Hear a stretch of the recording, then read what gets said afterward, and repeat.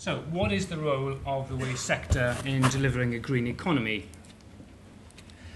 Well, look, ladies and gentlemen, you all know that in the UK we have a very long and distinguished track record in waste management. We've been at the forefront of delivering technical standards and expertise, pollution prevention, and so on for a very long time. But we are not as good as we should be at translating our technical know-how and research excellence into business opportunities. And we're certainly lag behind a lot of the Scandinavian countries, Germany, and many of the Asian countries. The reason for this is, I suppose, some of our diffidence as British people, but some of it, I think it's down to some of the things that were alluded to earlier. Our lack of a macro strategy for resources. We play at this on a local level, and this leaves us vulnerable to the vagaries of local politics. And this has held us back from translating our research excellence and our technical know-how, established for hundreds of years, into being proper forerunners in this sector. We don't make hard-nosed decisions based on the evidence either. There's a load of evidence out there generated in our universities and in other parts of the economy, often supported by taxpayers' money, and I'm afraid to say the industry and the government does not act on it. And the best example of that is a recent minister saying that it is better financially to collect our waste on a weekly basis. When in fact you go to Austria, residuals are collected in many parts of Austria on a monthly basis. That is properly cost effective.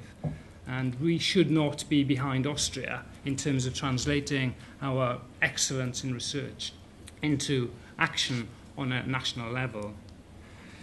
I have to disagree with something that Alan said about the sector having a bright future. It's only got a bright future if we act on what David Fell said, I think.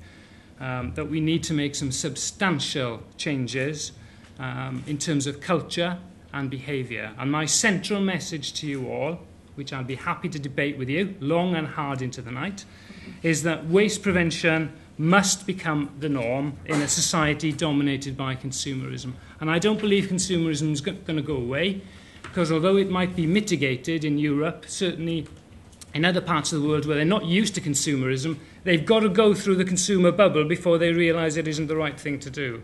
That's just a fact. That's going to happen. If we can't prevent, then we should reuse and recycle, because landfill is dead.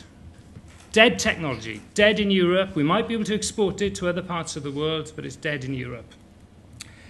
Energy from waste, or incineration as I prefer to call it, has got a limited opportunity, a window of opportunity in Europe.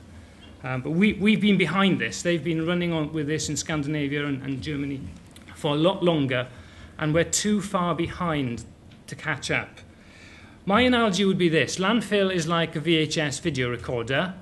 Before you knew it, it's obsolete, and we're never going to go back to it. And you've all got big piles of videos, wedding videos and so on, sitting there. You're going to have to convert them to DVDs. But ladies and gentlemen, DVDs are dead. Because, why? Film on demand is what's here now. So we need to skip the DVDs of energy from waste and go straight to the closed-loop circular economy, because wastes must become resources. We've got to put a stop to that, and you can put incineration there if you like. We have to move to the circular economy. We have to invest now in the infrastructure that enables this to happen.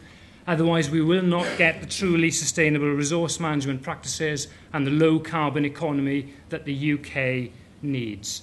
If it takes 5 years to get planning permission and build the 60-odd incinerators that are currently in planning, and they've got to operate for the next 30 years, does anybody really believe we're going to be generating the amount of waste to feed those monsters that are going to be still in our infrastructure by 2040, 2050? I don't, and I don't believe you do either. Plus, we've got to recover the rare earth metals and other materials which are going to be so vital to our modern economy. One last message: we have a moral and ethical obligation to stop this. We have to eliminate and we have to enable appropriate treatment of hazardous wastes, including toxic, radioactive, clinical, biohazard, and electrical and electronic equipment, particularly in densely populated areas in Africa and Asia.